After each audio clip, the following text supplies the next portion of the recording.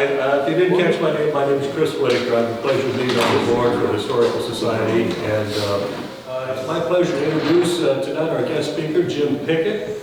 Jim is an author, and he writes fiction, but it's fiction based on historical accuracy.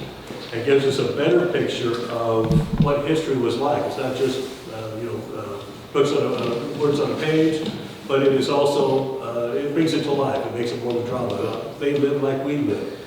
And it brings it out on a much more human and personal level. And we're glad to have him here. Jim, I'll turn it over to you. Please welcome Jim Pickett. Thank you for having me here. You know, I feel like I'm a cousin. I grew up in New Haven, which is on the other side of Fort Wayne, and the canal went right through New Haven, just like it went through Fort Wayne and through Huntington.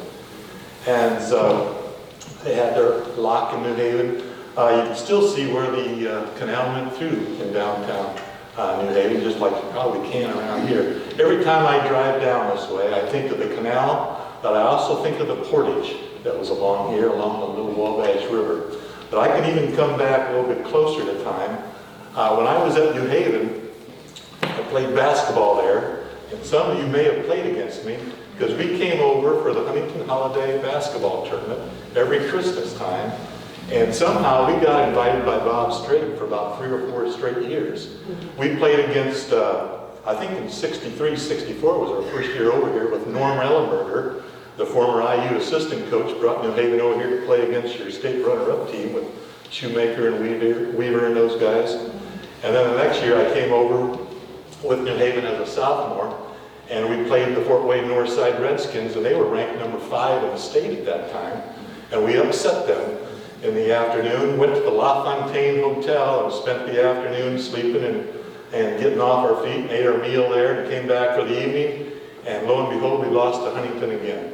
Huntington was the state, I think they probably won section that year. They still had a chauffeur boy and another kid on that team. How many played in that tournament? Anybody here that played in the Huntington Holiday Tournament? Okay. Well, I always had good shooting games here. I remember playing for St. Francis, and we played the Huntington Foresters every once in a while in the community gym, which is a great gymnasium, if I remember right. Well, I'm not here to talk about that, but it's great reminiscing. I'll throw one more in. I played baseball for the Huntington Chiefs, and our home field was the Roanoke, a little right next to the elementary. Jake Feaster was our manager. If you remember Jake, he was a farmer here. Tom and Steve.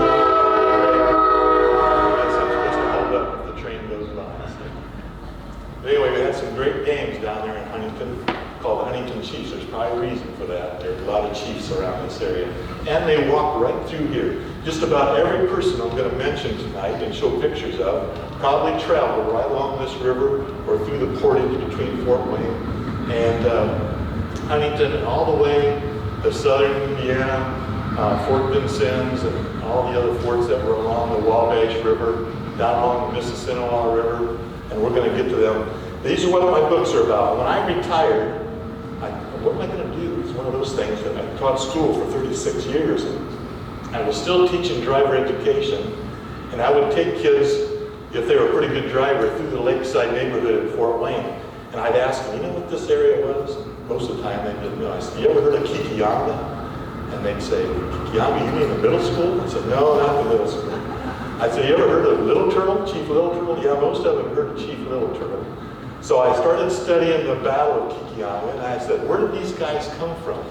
So that's what turned me into a researcher as well as an author, because I wanted to be as accurate as possible for that kid who's 15 or 16 years old that doesn't know our history, not only of Fort Wayne, but all along the Wabash River and up through the Maumee River all the way up to Lake Erie, because man, this was a main transportation between Lake Erie all the way to the Gulf of Mexico.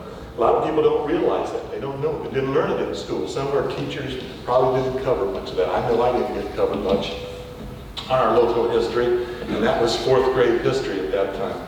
But anyway, I want to start showing you some things here.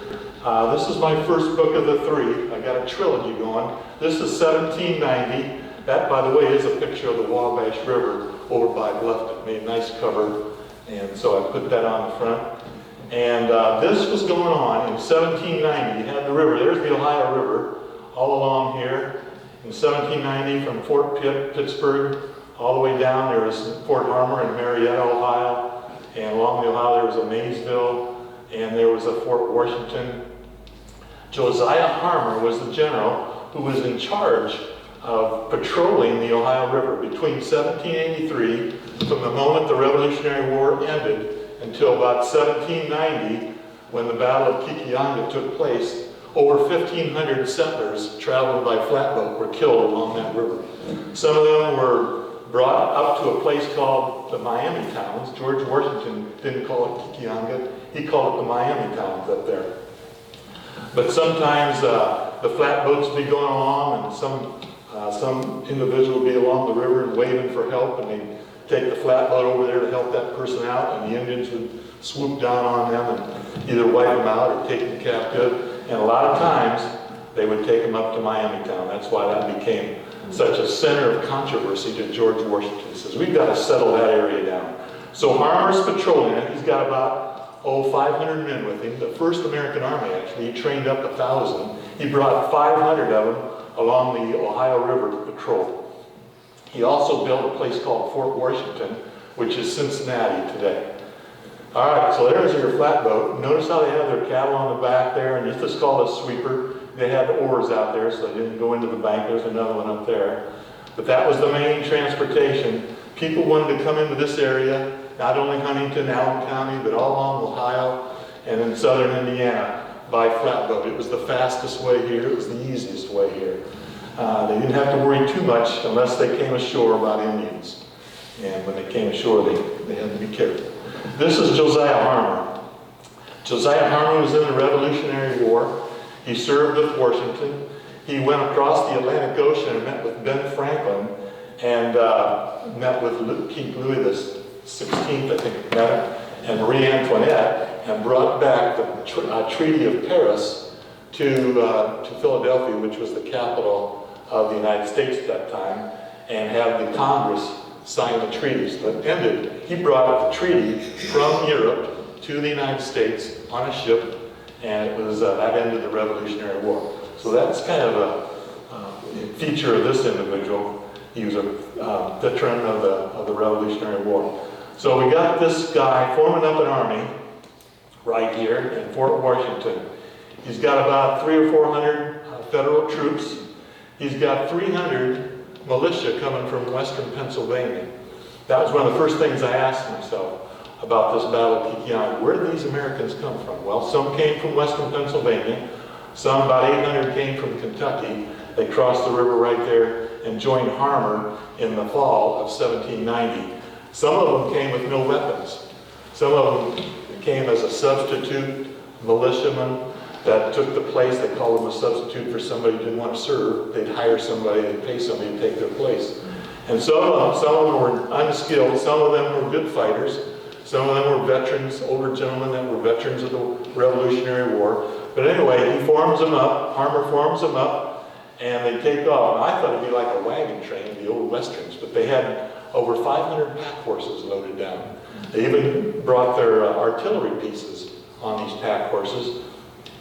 And they had over 200 head of cattle that they would butcher along the way. So about a 1,500-man army and 200 or 300 camp followers, which would be women and children, following their husband who was serving. And they'd follow along behind. And if they needed food cooked, they would be that. And if they needed their clothes washed, they would wash the clothes. And they were called camp followers. And so we got about right in here. When I was writing this story, I had a calling to put in an army pastor. So as soon as I put in this army pastor, the entire series, the stories took off. Okay, there were army pastors back in those days. Anyway, this story continues on with this group of individuals strung out sometimes for 1 or 2 miles. And they were harassed by Indians. They made their way up. Notice how they bowed out to the east. They followed George Rogers Clark's trail in 1780 when he came up here in the Battle of Pickett. And it was a buffalo trail up here. About where Springfield is, they sprung back to the left or to the west. And about when they got to about St. Mary's, Ohio, they caught an Indian and they questioned him, and he says, "Where are you guys headed? You know, going to Kekionga." Well, they're leaving. Little Turtle had evacuated Kekionga, and they heard that the American army was coming. So Harmer sends about 600 guys ahead of time. So they make their way double time, all the way up along, which to me is like Highway 33 today, all the way up here, and made their way to Kekionga. This is Little Turtle. Little Turtle statues downtown Fort Wayne in a park called Headwaters. And he was born around the lake, Blue Lake area. Some people say Columbia City area. There's a Devil's Lake up there. I heard he was perhaps born up there. They're not sure exactly where. He was a great leader. He's part Miami and has another, I forget what the other tribe was part of. His mother was Cherokee or something like that. But anyway, he's the head of the War Department of the Miami Indians. And he knew that alcohol was a big issue. So he was one of those advocates about alcohol. So they come in on number 1, 600 guys from Harmer. They make their way in. This is Kekionga right here. And as they come down the river banks, they see that the village is on fire. Little Turtle had evacuated in number 3 here. They evacuated the village. And when Harmer got there a couple days later, he saw the tracks that were going to the north and west, and he sent out 400 guys. So 400 guys are going to follow these tracks, and it leads to a battle that took place on Carroll Road and Highway 33 in northwest Allen County. Now, the remnants of that battle, called Hardin's Defeat, makes their way back, and this is number 5, down to a place called Chillicothe. All these villages up and down the rivers have been wiped out by the Americans, and Chillicothe is at the Catholic Cemetery, if you're familiar with where that is, on Lake Avenue in Fort Wayne. And so the remnants show up. Harmer says, that's it, we're moving out. And a lot of camp followers wanted to go back and bury some of their loved ones, but he said, no, we're leaving. So they get down here to number 7. They made a camp. They got about 8 miles out of town, and they camped. Now I'm going to come back to this at the end of my presentation to show you some pictures of that camp. In number 8, at 2 o'clock in the morning, some of the military officers say, we got to go back. And they had heard from the scout, Danny Williams, that the Indians had returned to Kekionga. And all the officers says, we got to go back and get some revenge on these Indians. So 400 go back at 2 in the morning, and their goal is to get there to Kekionga at daybreak so they could attack Kekionga. All right, so here's what it looked like. You've got the Maumee River right here. This is Kekionga. This is the St. Joe River. This is the St. Mary's River right here. There's Spy Run Creek if you're familiar with Fort Wayne. This first star was the first attack across the Maumee River. Some of the Americans were cut down in the middle of the river, and then the idea is to force the Indians to the north and then to the west into the river. And where that star is up here, the battle ended. It took about 2 or 3 hours. About over 183 men were killed in this battle, the Americans. We don't know exactly how many Indians died in this battle. But so you got the first star, the beginning of the battle. The second star up here was the end of the battle. I don't know why it ended. They just dispersed. There was rumors more Indians were coming. The Americans says, let's get out of here. We've already lost enough guys. So anyway, they make their way back. In number 10, they made their way back, and then they headed for Cincinnati. Okay, so one more. This is the Maumee River in 1912. So this is Harmer's Ford, or where the initial attack took place. You can see this is looking south from Lakeside neighborhood. That's where it happened, Kekionga was. See how shallow that is? In the fall, the rivers were very low. They still are. But they got dams here now, so the water is much higher. But anyway, that's kind of a fuzzy picture. That's what it looked like as they ran across the river and were cut down. Some of them were cut down in the middle of the river. This musket was found in this river right here. That's the St. Joe River. Some guy working on a house over here in 1895 needed some sand. He took his wheelbarrow down the river. It was much narrower at that time. Shoveled up some sand into his wheelbarrow. And that's what he found. This is a Charleville musket, 1795 Charleville. Can't be 1795, the battle was in 1790. One of those years, it's a Charleville, French Charleville musket. And so was this bayonet on the end of it. So it's preserved in the History Center in downtown Fort Wayne. They keep it, I think, refrigerated so it stays well. You have to ask to see it. But it's there, and that's kind of interesting that it lasted that long, from 1790 to 1895, and it's still, and I've seen this and touched it. It's kind of neat seeing something that old in person. All right, so that's the St. Joe River. All right, I got my second book. Everybody said, well, that's a good book. Now, how about a second one?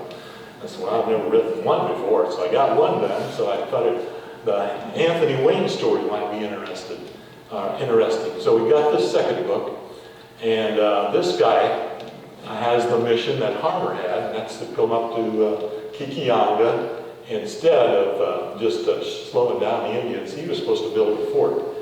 And so this is Arthur St. Clair. He was the governor of the Indiana Territory at one time.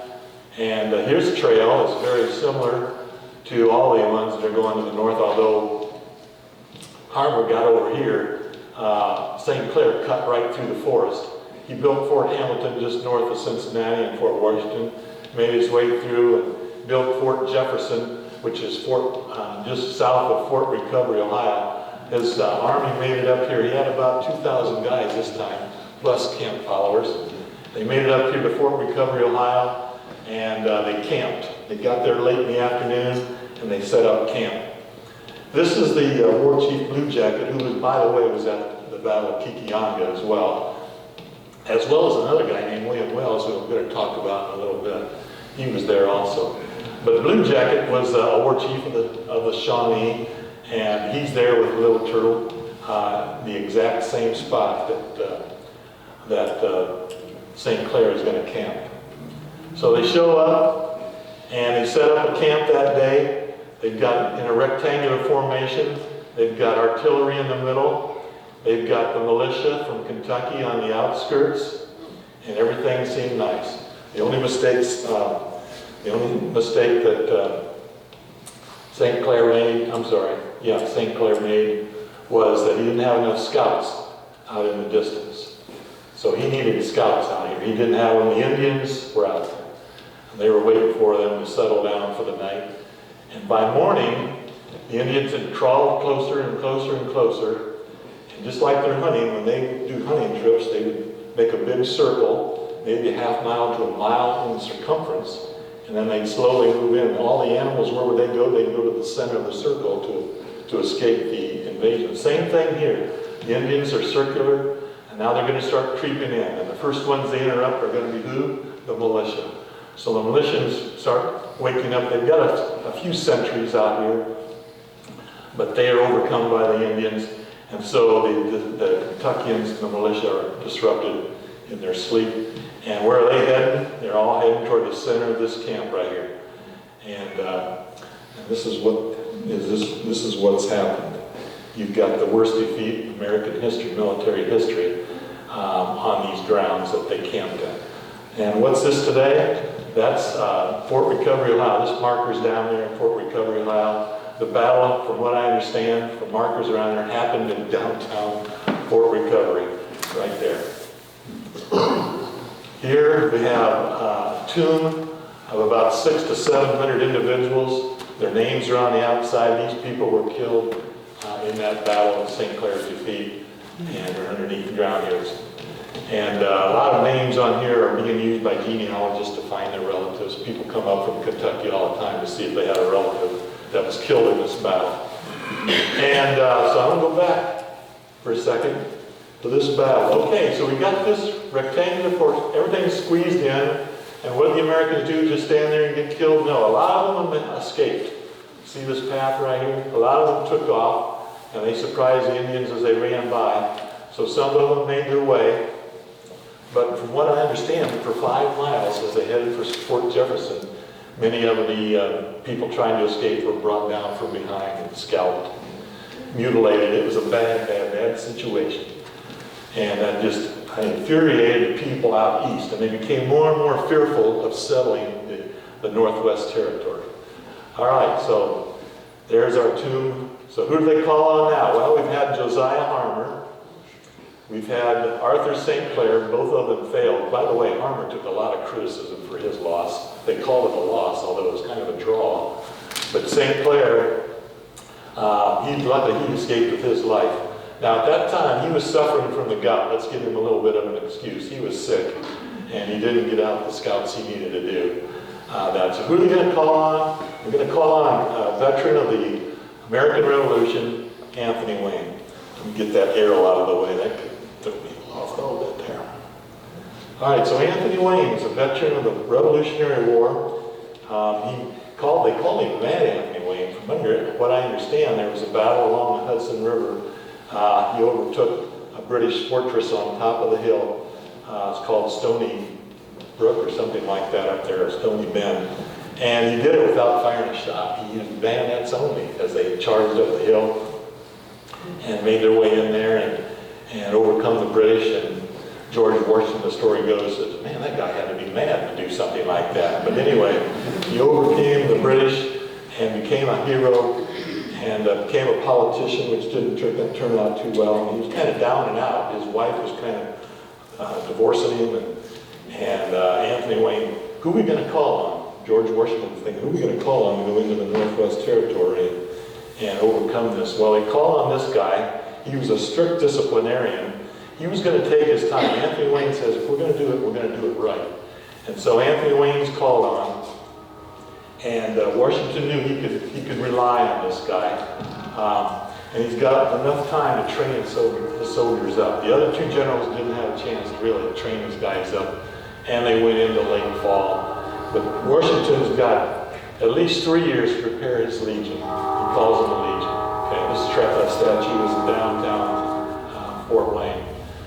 All right, so his legion, he calls them a legion, but there's actually 4 sub-legions. They all have their own color code: white, red, yellow, and green. I've got to wait for the train. Okay.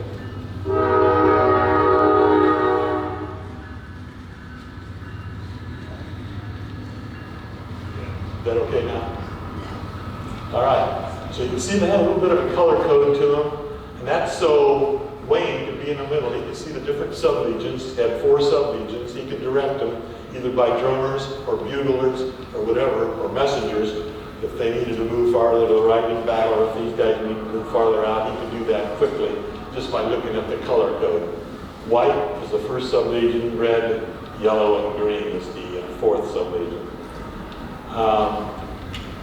And before they got all the way down to Cincinnati, by the way, they're in Pittsburgh training up. They're bringing in recruits from the East Coast. A lot of them were hesitant to come out here. They heard all the stories about St. Clair and Harmer's defeat. And so they made their way out here. They were recruited and brought out here.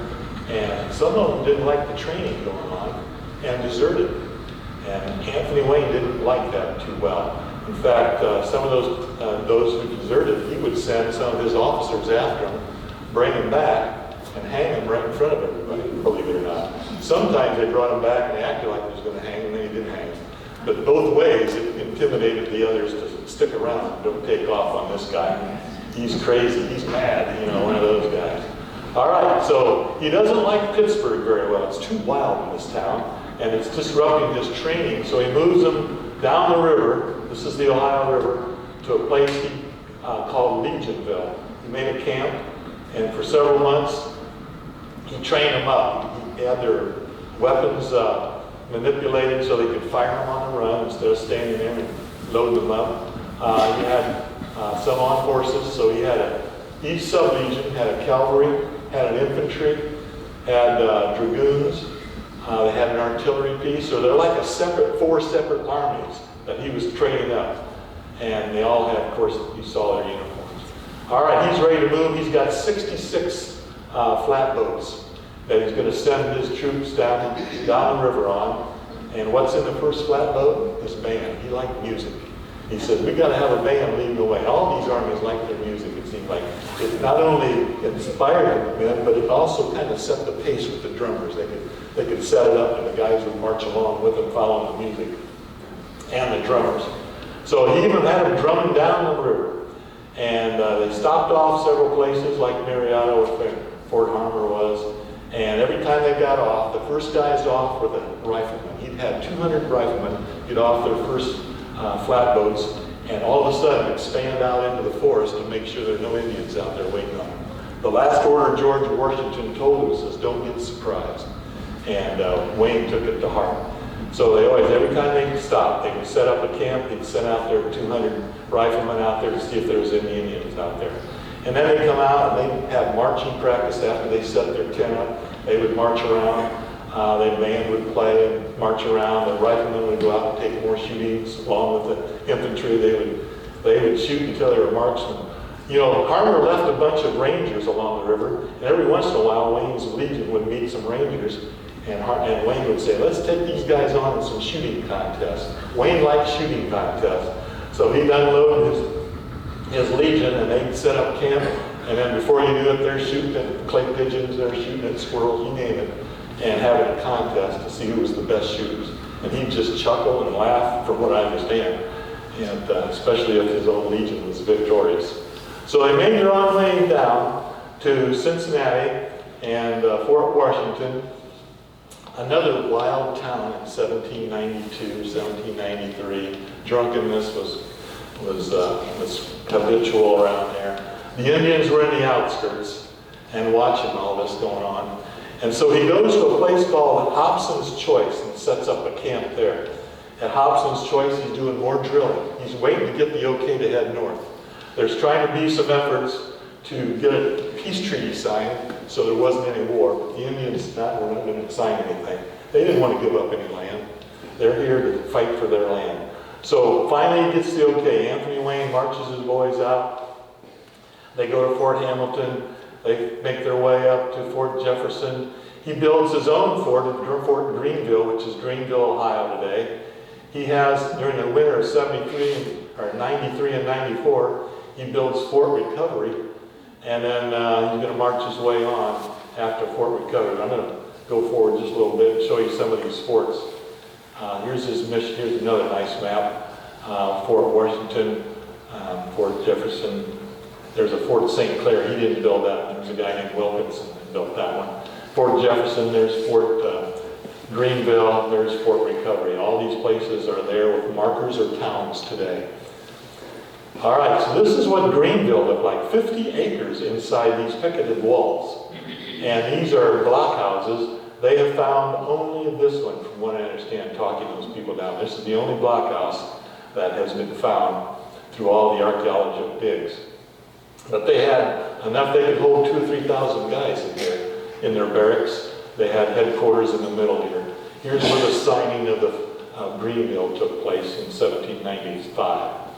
Okay, so this is Fort Greenville, kind of a jumping off point for his Legion. And then this is Fort Recovery. This was built in the winter of 93, 94. Wayne actually made a visit here and planned it out. Where did they build this fort on? Right on top of the bones at St. Clair's defeat. He said, we're just going to scrape the side and defy those Indians. We're going to build it right here. And so there they had all these bones. They later buried some of them. But they still found remnants of guys who were killed laying around, and women as well. There were some camp followers that were killed. But anyway, you can see this at Fort Recovery, Ohio today. They got a nice museum down there, kind of like this. This one might be a little nicer. I've been to both, now that I can say that. So we've got Fort Recovery. After Fort Recovery was attacked in the June of 94 and survived that attack, 3 separate attacks at Fort Recovery. The Americans held them off with about 150 guys. And there was about 2,000 Indians that surrounded this place. Fire arrows, you name it, was going on. And the Americans were able to hold them off. And Wayne was very proud of his Legion that he left at that place. And then he marched by with his legions heading north. They knew the Indians were up by a place called the Auglays Village.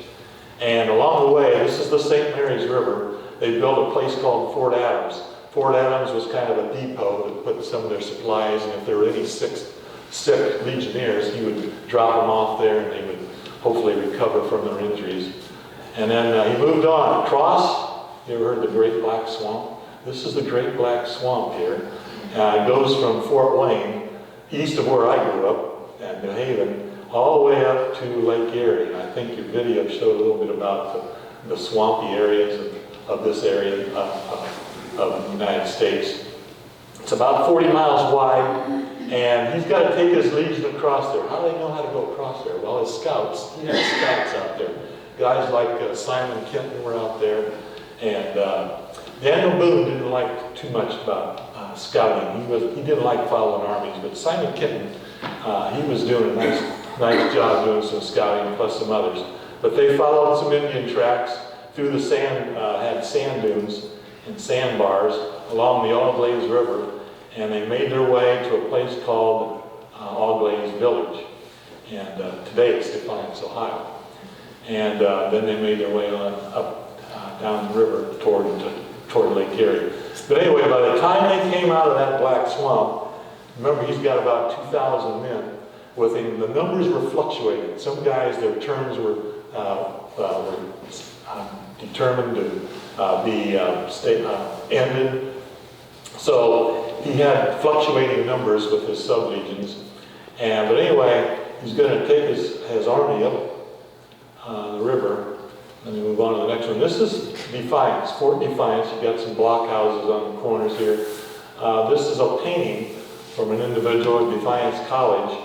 And he did some research and he tried to make it as accurate as he could of the fort that Anthony Wayne built. And you can see some of the sub-legion inside there. And there's some pack horses coming in here. They had a ditch all the way around it. That's the Maumee River in the background. That's the Auglaize right there, if you can see my red dot.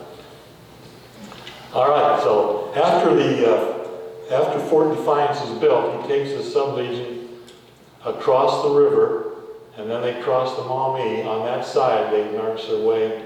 They would be downriver, even though they're going to the north and east. And they stopped at a place called Rochestabout. And they built another small fort called Fort Deposit, where they put a lot of their supplies. And that's some shale out here. And some of the Indians back in the day, if this was their campsite, they would meet out in the middle of the Maumee River. That bridge was not there in 1794. That was in the early 1900s. And I think it's due to be torn down, by the way. But limestone out there, they could walk out there. It's pretty shallow, and they could hold their powwows out there. All right, so here's the battle. The Battle of Fallen Timbers. You ever heard of the famous Battle of Fallen Timbers? We made it. There's Fort Deposit. There's the Rochestabout here on the left. And they marched them forward. There's about 10 Indian tribes that are in a confederation form, plus some British, Canadian militia, Wyandot, Mingo, Mohawk, Miami, Delaware, Shawnee, Potawatomi, Ottawa, and Chippewa Indians are lined up to take on Anthony Wayne. There's Wayne, the W right there. He's got his artillery in the front. And as soon as they encounter him with his spies, they start some artillery firing.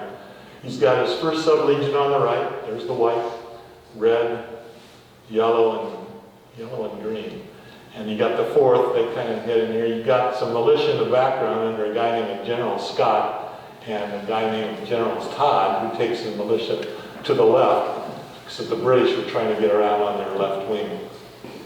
And so the battle takes place. It's about an hour-long battle, from what I understand. 15 minutes of fighting and a 45-minute chase, as the Indians knew that he couldn't stop. They could not stop the legions of Anthony Wayne. In fact, the motto of the legion, if they started attacking, was no return, no retreat.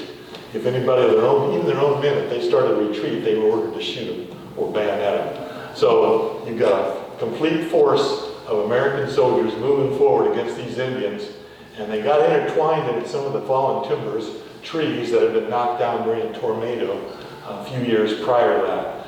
But anyway, they make their head back. The Americans are chasing with their cavalry and their infantry and their dragoons, and they head toward a British fort, which wasn't supposed to be there. That's American land over here. And a place called Fort Miami that the British were manning at that time. And some of the Indians wanted to get inside that fort, but the British wouldn't let them in. And so they kept on running. And the Legion stopped when they got, Wayne said, you stop when you get to that fort. They knew that Fort Miami was up there. And they surrounded Fort Miami. And he's got all these different colors. You look there, you can see Fort Miami. He's got all his different colors of his sub-legion all lined up. And they're ready to attack. And Anthony Wayne is 600 miles away from Philadelphia, which is the capital of the United States at that time, and he had permission. George Washington says, you do what you have to do to conquer those Indians out there and subdue them. And so the story goes, Anthony Wayne kind of rode up there and rode around the fort a couple times and looked at him and shook his fist at him. And they had some guys inside that were tempted to shoot him, but they did because they knew it would probably start another Revolutionary War. So Anthony Wayne comes back to his sub-legion, and as the story goes, there's the battle right there. This is an artist's rendition of what it looked like. This Indian got a good shot off at one of the cavalrymen, or these could be dragoons as well. They could fight either on horseback or on foot. And so anyway, they finally recede, and his sub-legions move back up. And as they're moving back toward Fort Defiance, they're destroying all the villages along the way, taking the crops, the gardens, and all the food they had, because food was a problem at that time. And one of the reasons why Wayne didn't want to attack the British was he didn't have enough food really to sustain the long siege of Fort Miami. So they make their way back to Defiance, refortify Fort Defiance, and made it a little bit stronger because he saw all the artillery that were in the British fort at Fort Miami. And then he continues on, as you can see the arrow, heading toward Kekionga. And along the way, I took some pictures. I've driven that on the north side of the river. This trail could have been very easily used by Anthony Wayne. This is a nice county road. And this is a campsite on Bull Runs. If you're familiar with the eastern Allen County, this is Bull Runs Road. I'm standing on the bridge. That's the Maumee River. From what I understand, he camped right there the last night before he came to Kekionga. And a lot of artifacts have been found there. All right, so here he designs a fort, and Burbeck's his fort engineer. Notice they have bastions on the corner. There's a little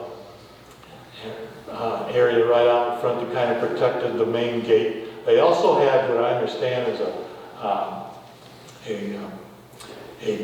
fortress down by the river to kind of guard, a blockhouse down by the river to kind of guard the water source of the Maumee. So we've got an earthen, wooden, small fort. Wouldn't hold very many guys. I think he left behind close to 150, 200 guys after he left Fort Wayne. And it was dedicated on October 20th of 1794, exactly 4 years after the Battle of Kekionga. Another message that Anthony Wayne left behind: you Indians can't stop us. One of those things at that time. Here I am standing at the corner of Clay and Berry Street. There's a little marker right here, this rock. And behind me is this building, but that's where the fort stood, the first Fort Wayne. There were 3 American forts.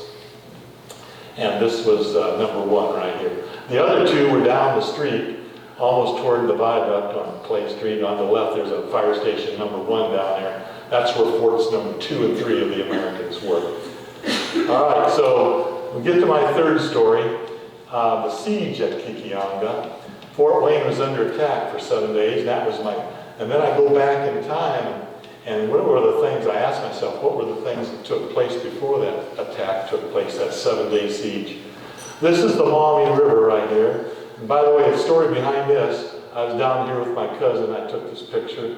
There was a cannon in 1920 found in this river, and it was drug up by some workers that were taking gravel to build up Highway 24. And they snagged this cannon, about a 6-pounder brass cannon, with a chain attached to it, as the farmer told me.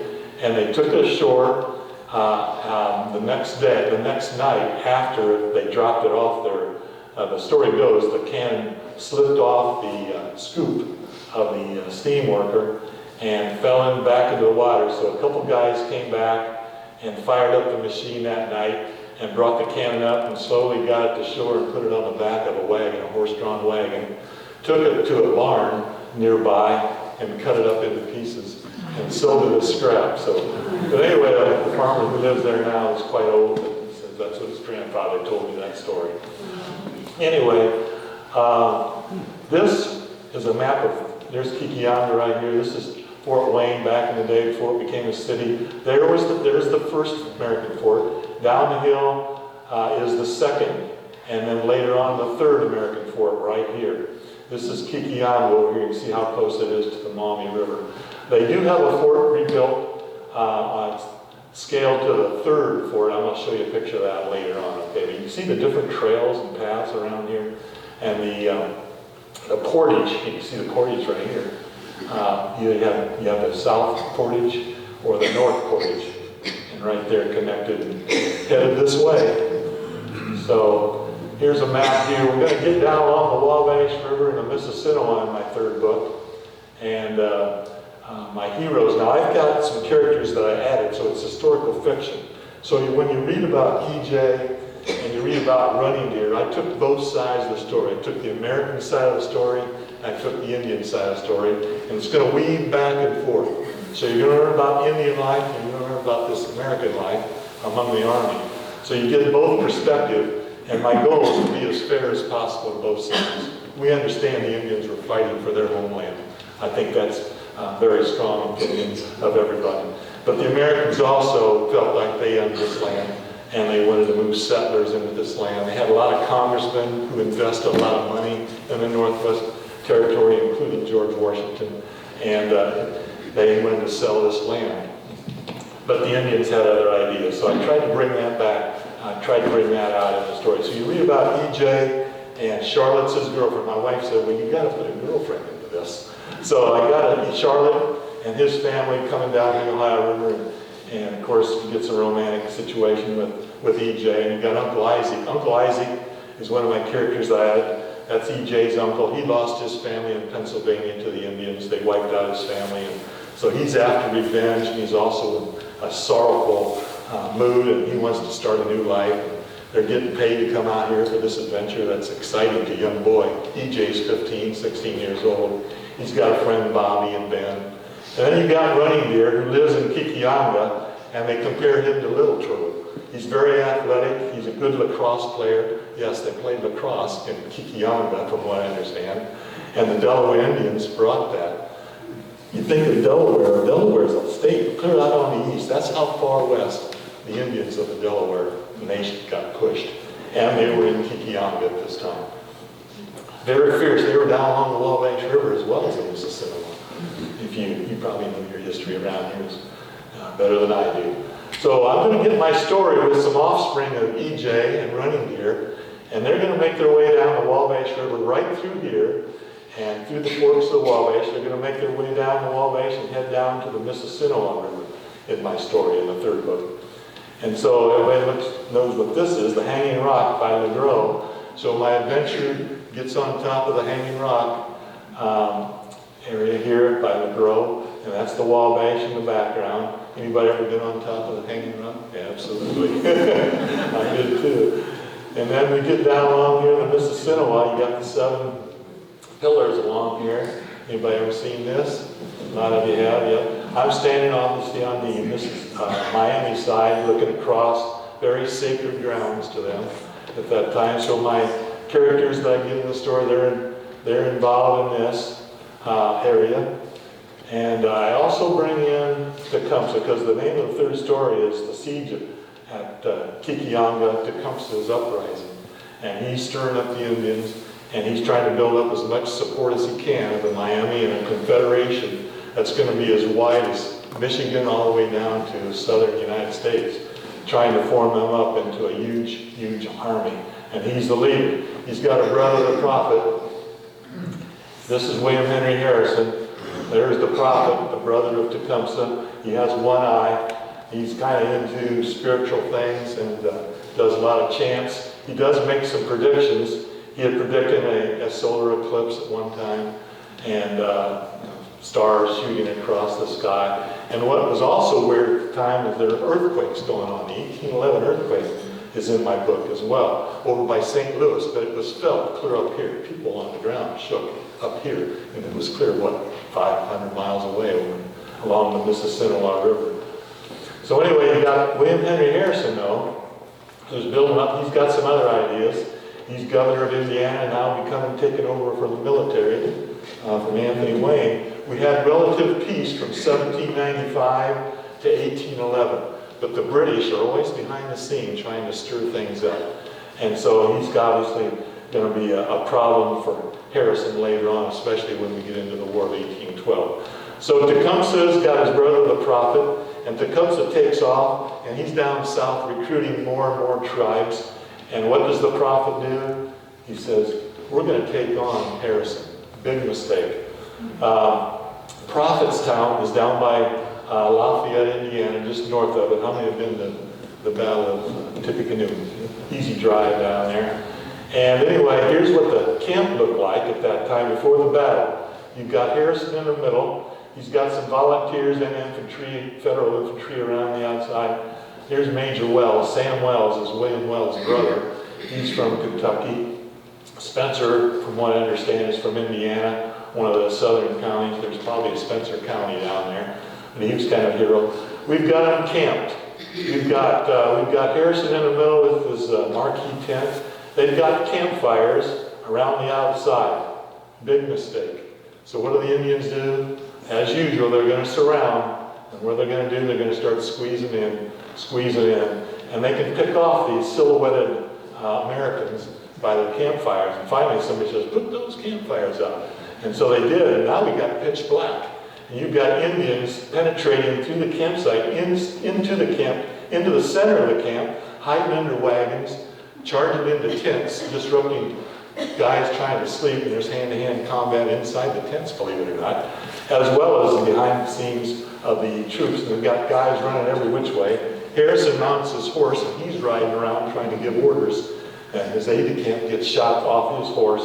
But anyway, as soon as daylight starts showing up, and the Americans could see the Indians, the tide turned. So for a while, it was kind of shaky for the Americans. There were several charges. The Americans would repel the Indian charge, and they would retreat, and then they had whistles, believe it or not. And they'd blow the whistles, and the Indians would reorganize, and again they would attack. At least 3 or 4 times that morning. This is 4 in the morning, 5 in the morning, that time. So the sun finally starts coming out. This is November 4th.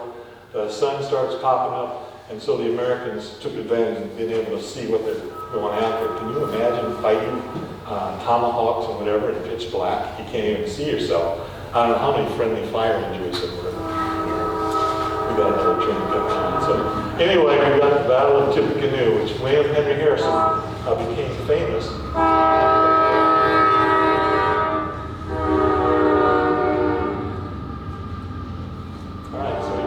Tippecanoe and Tyler, too, later on, Harrison becomes president of the United States. Most of us know that. Also in this story, anybody know who this is? Probably tells her name right now. This is Frances Slocum, who later became a Mechanic. She was kidnapped on the East Coast and traveled around as a 3- and 4-year-old, passed on from family to family, and she actually lived in Kekionga for a while, and married a guy, and that marriage didn't work out, and she finally married a guy named Pickett, also known as Deaf Man. And they moved from Kekionga down to the Mississippi River, where the dam is. That was called Deaf Man's Village. At the Salmon, Mississippi Dam, that's right in that area right there. She's buried down there. And then we have another character that shows up. You've got Johnny Appleseed, who is spreading not only apple trees and seeds, but he's also spreading the gospel. Because not a lot of people realize that he was spreading Bible verses and spreading information about Jesus Christ, our Lord and Savior, at that time. But he was also acquiring a lot of property. Although he dressed that way, he became quite wealthy toward the end of his life and lived a lot of time in eastern Allen County. Although reports go, he traveled as far as Illinois and down into southern Indiana and through Ohio and up into Michigan and down to Pennsylvania. He came from the Pennsylvania area. And he'd go back. He had a brother named Nathan who lived in southern Ohio, and he would go down and visit him once in a while. But anyway, he was around at this time, 1812, 1813, and so it was easy to put him into the story. And so he shows up once in a while and gives them some relief to the stress of living in the Wild West at times, and causes a few chuckles along the way. All right, so here we have William Wells. Now, William Wells, in the Battle of Kekionga, fights with Little Turtle against the Americans, probably killed a few Americans. He's also with Little Turtle and Blue Jacket at the Battle of St. Clair's Defeat at Fort Recovery today, and probably killed quite a few Americans. Then he flips and becomes a scout for Anthony Wayne. There's a little bit of a story in there. He had a family with some Indians and had some offspring, and to help get them released, he had to join Anthony Wayne and become a spy. So I infiltrate William Wells, integrate him into the story. So you're going to follow him for a while. He's quite a character. I don't think he knew who he was.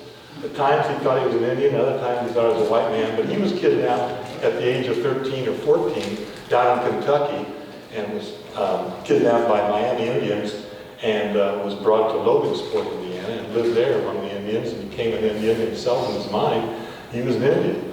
And later on, moved to Kekionga and married Little Turtle's daughter, Sweet Breeze. If you've ever ridden the Sweet Breeze boat up there on the rivers, he married Sweet Breeze, who was the daughter of Little Turtle.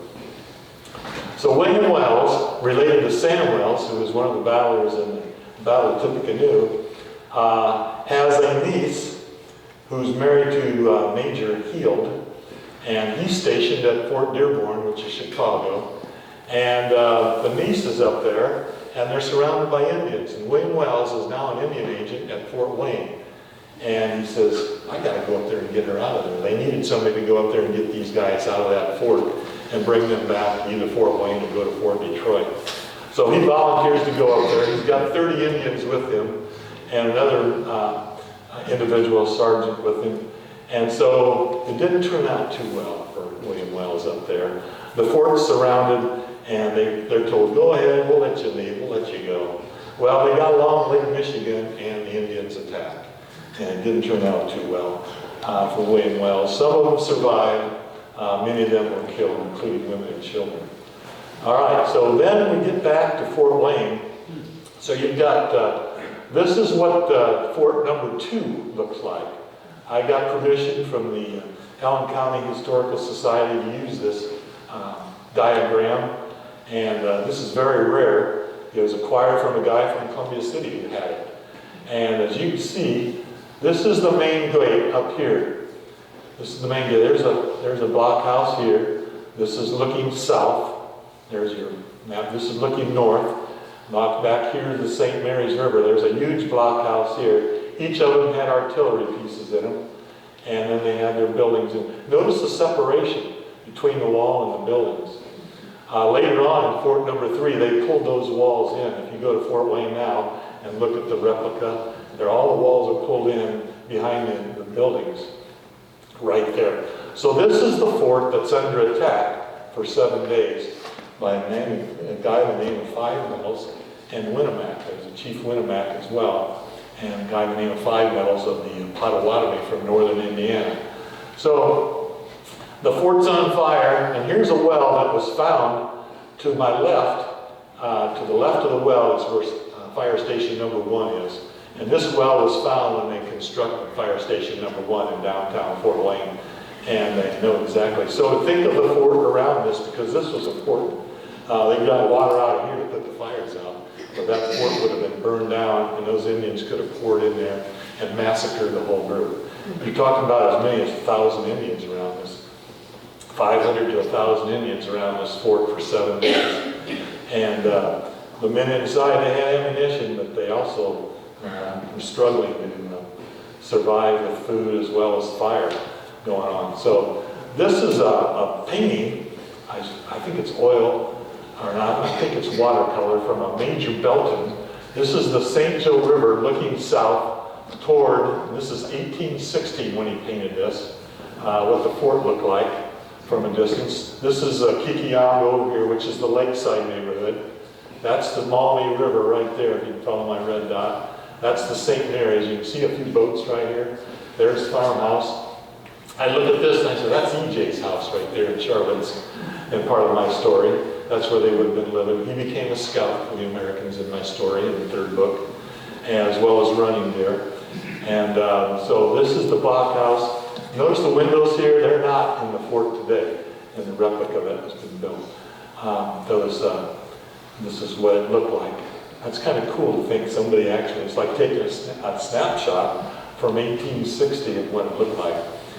All right, so here is our fort today. Is there anyone who's ever visited the fort in downtown Fort Wayne? Of course. And there will be probably every once a month there'll be some activities down there, reenactments or so on. And there's the main gate right there. And now, going back to that camp spot, this is the Catholic cemetery right here. This is where Harmer came in October of 1794 or 1790. Set up a camp that was called Chillicothe. You say, well, there was a Chillicothe in Ohio. Well, there were a lot of Chillicothe's. Shawnee Indians, whenever they started a new village, they would name it Chillicothe. It meant new beginning. So by that Catholic cemetery on Lake Avenue in Fort Wayne today, that was the last village destroyed by Harmer before he headed south. So he headed straight south, according to my calculations, and he connects about 2.5 miles to a road called Wayne Trace, named after Anthony Wayne. And they follow 5.5 more miles, and they come to this spot right here. That's 469 right there. And they camped right here, according to my calculations. According to Ebenezer Denny, which was Harmer's aide-de-camp, they went 8 miles. How they calculated, I think they put a marker on the wheel. As that wheel went around, it marked off things. So they knew how far they were going. And according to his diary, they ended up out here. There's a little creek that goes across the Wayne Trace Road. A little farm down there. I got permission from the farmer. He's on board to do a little bit of exploration. And so we got some metal detecting guys out there.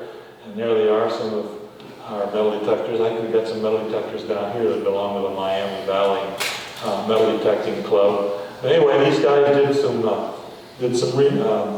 walking along with their metal detectors. Couldn't get down too close.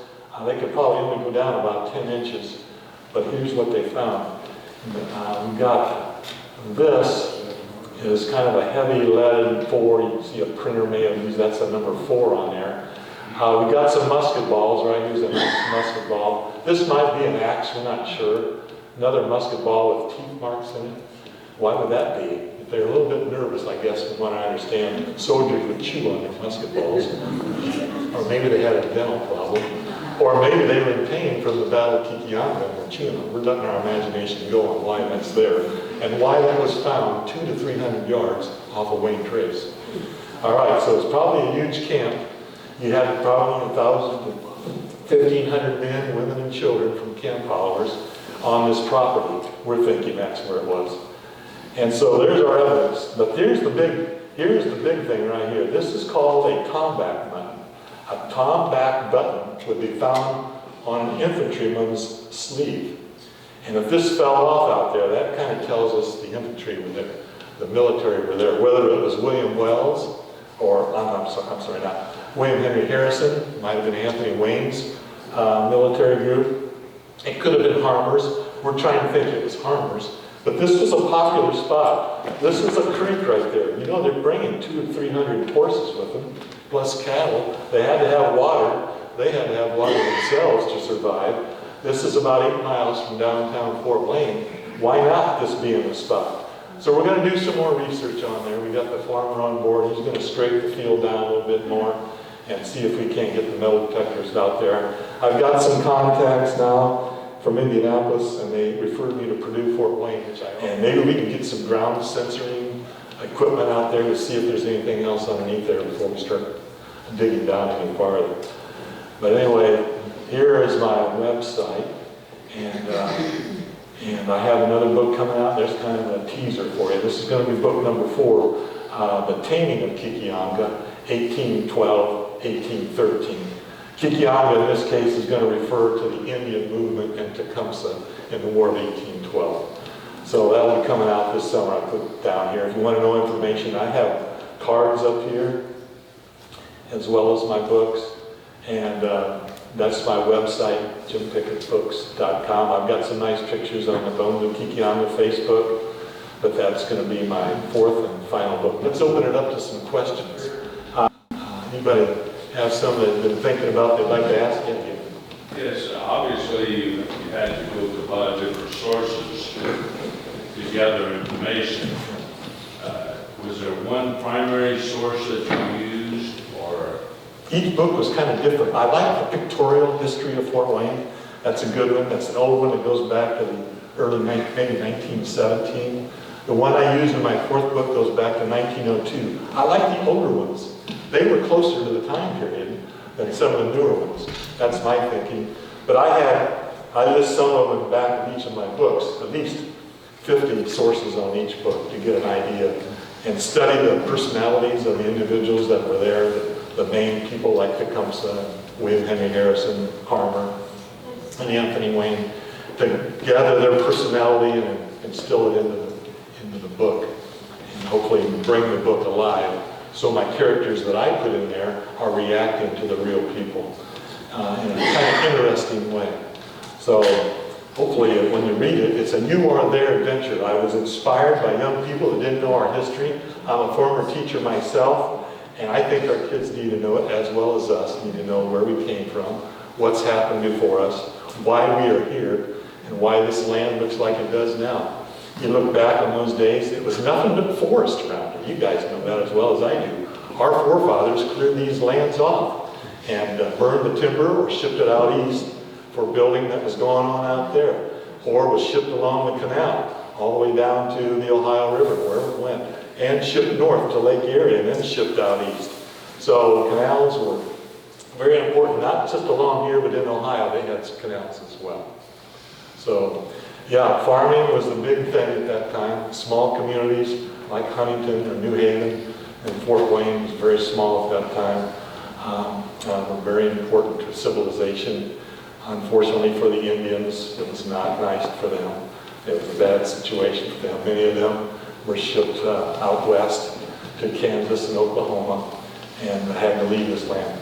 From what I understand, a lot of Little Turtle's offspring were allowed to live in the area. Richardville's, same with Godfrey's. They were allowed to stay around, but half of them had to go out west. Many of them died on the way there. It was kind of a sad situation. But, it's history. It happened. War is war.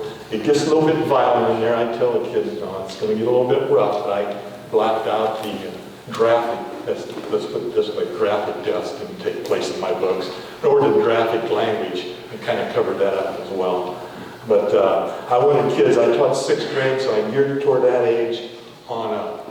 So I had a 4th grader that's read the first 2, and he loved it. So, you know, it's pretty young, but you've got to be a pretty good reader, I think, to be at the 4th grade level reading this stuff. Jim, But geared toward 6th. Yes?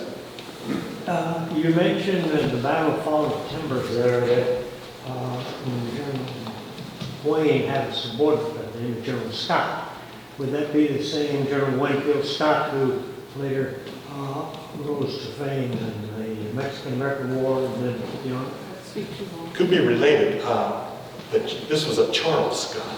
So maybe they were related, but Charles Scott was kind of big wig down there in Kentucky and brought his militia up there and joined Anthony Wayne when he was in Greenville.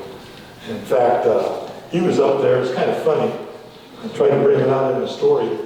But before Fort Greenville's built, it's a huge campsite. You've got several hundred, well over 1,000 sub-legions camped out, and they're sleeping on the ground in tents and on the ground. And one guy, I think he was from Kentucky, woke up and he had a snake on his chest. And you know, so I tried to bring that little bit of a story out in there as well. So, yeah, it was pretty wild. Yeah, go ahead. Well, in any of the battles, did any of the Indians ever have any rifles or anything? They did. They had the Brown Bessie rifles that they would get from the British, and they weighed a little bit heavier than the Charleville musket. But yeah, the British were trading weapons. They were rewarding Indians for bringing American scalps up to Detroit and collecting them up there, and they would give their pellets, give them rewards for bringing American settler scalps to them. So yeah, so if they came up with so many furs or whatever, they could purchase a Brown Bessie And toward the end, when Harmers started coming in there, the British traders that were giving them away, stop those Americans, they're coming in here, take your land as well as our land. The British still felt like this was their land as well. But the British, in my opinion, were instigators. They were stirring things up constantly, and the Indians fell for that. Alcohol was a big problem. Little Turtle knew that as well. I'll throw that in.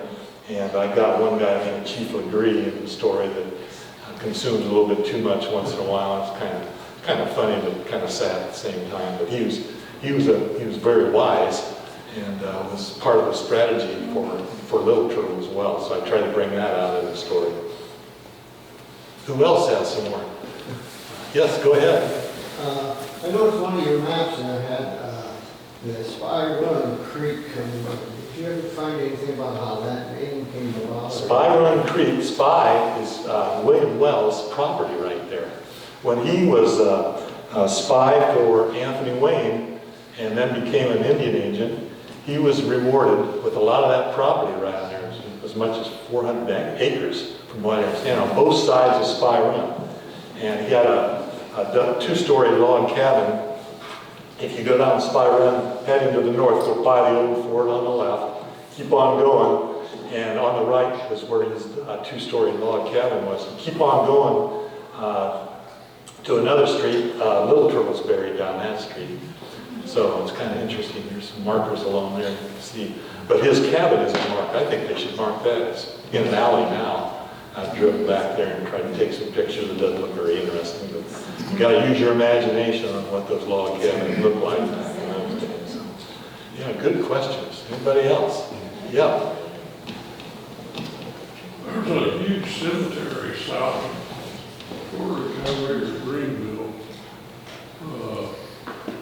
Well, have you been there? I've been to Greenville, yes. Got a nice museum down there. What is that museum? I'd have to think about that one a little bit here. I can look it up real quick. I was there at the Greenville. They had a festival last summer. In fact, they're doing them every late June. You can go down there for that. And they got a lot of reenactors coming in and doing things around there. But I'd have to Google it real quick, and I can tell you after I Google it the name of it. It's on the north side of town. You say the cemetery is on the south side? Well, that's what I remember. But Yeah, could be. I could be wrong. Yeah, from what I understand, Wayne hung some guys down there too for disciplinary reasons. The guy was rough. you better obey what he says. And some of those things happened that cost them their life. You had to maintain discipline. It was very easy for these guys to get drunk and go crazy. Does the name Garst mean anything? What's the name? Zarst. Yeah, Garst. That's it. Garst Museum. That's the name of the museum down there. Yep. It's a nice museum, about like this. A little bit bigger, maybe. Yep. I did a lot of my research in there. They had a lot of artifacts. One of the best in the country. One of the best. Where is it? It's in Greenville, Ohio. Greenville. Up south of Fort Recovery. That's in the Triangle. Absolutely. That's a nice museum. It's the one- Annie Oakley grew up over there. A lot of us remember Annie Oakley.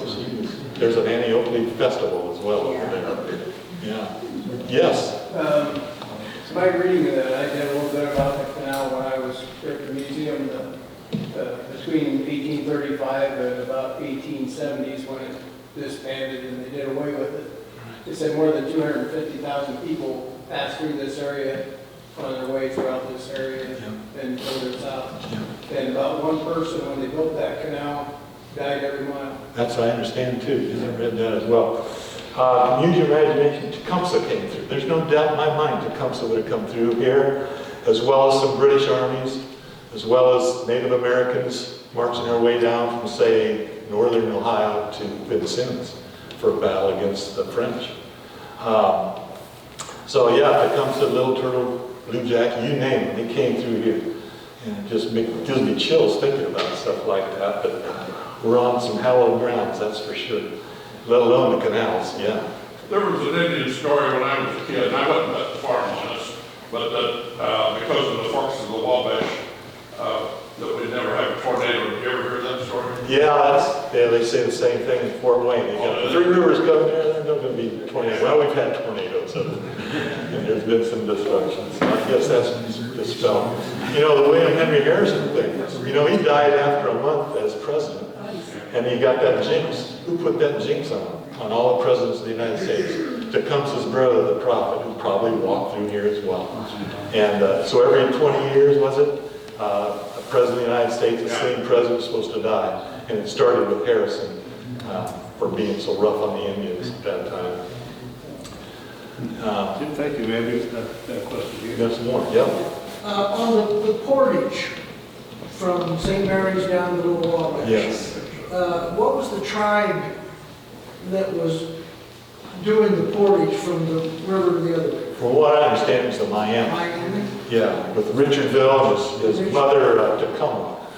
There was a Tacoma Park up there along Portage Avenue in Fort Wayne. And you know, Tacoma was kind of, Richardville was in charge of that. And they made a lot of money at that. Do they know where it hit the Little Wabash at? Well, that's a good question too, and I keep asking people up there. Some of them say, I'll take you there. But anyway, there's an Ellison Road. If you go up there about where Jefferson Boulevard crosses 69, right in that area, right in that area, may have been one of them that put in place, as I call them, put in place. When Anthony Wayne built the fort, he took a day off and took a detachment down to where the put in place was. In fact, he said, we're going to put a blockhouse in down there. And from what I understand, he did get that done, but it wasn't while he was at Fort Wayne. He left, and it was done later on. But the put-in place would be could be several more miles. It could be closer to Huntington than to Fort Wayne, because the water sometimes was low, sometimes the water was high. It could be all the way almost to the St. Mary's River where they could put it. It made it easier on the guys carrying them. The portage was just north of the Vermilion House. Okay, yes. And it was at the little town, right, what's the name of it? Avoid. Yeah.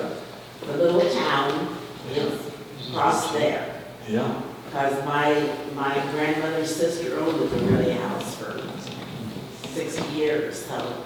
Okay. So, Great. and I studied that area.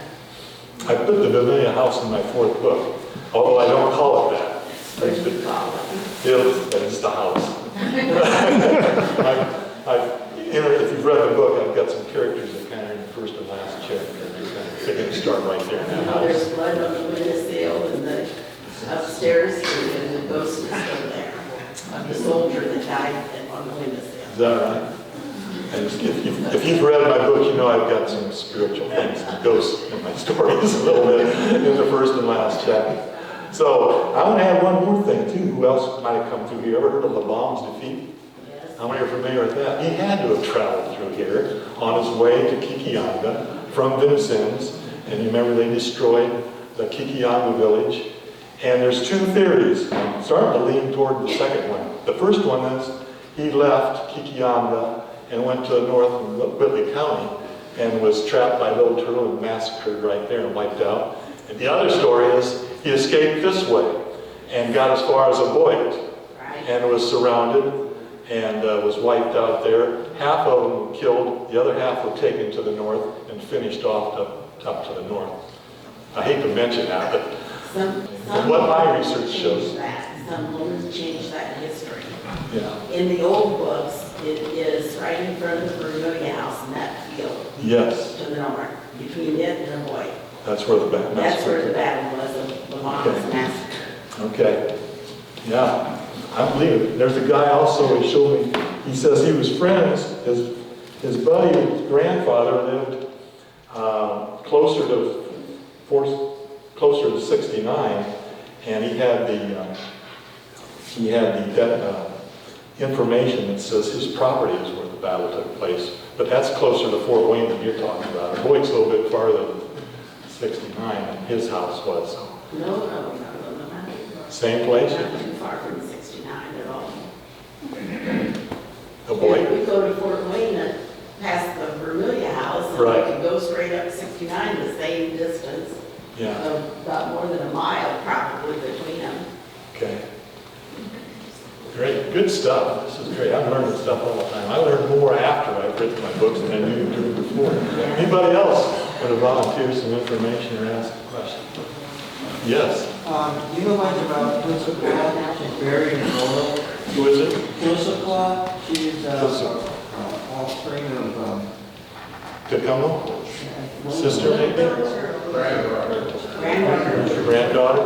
I don't know much about that situation yet. She lives between Zanesville and Roanoke, and my dad knew her because she walked to Zanesville from her or whatever you called it. Yeah. Out in the country between Roanoke and Zanesville. Yeah. And another man told me that she passed that the Indian burial grounds are outside of Zanesville, and they're not too far, a mile and a half. And he said that somebody took her she walked by the burial grounds, and they had pigs on the property. And she never spoke a word of English after that. They didn't go honor their burial grounds. Wow. Interesting stuff. Well, I want to thank you so much for being here, and thank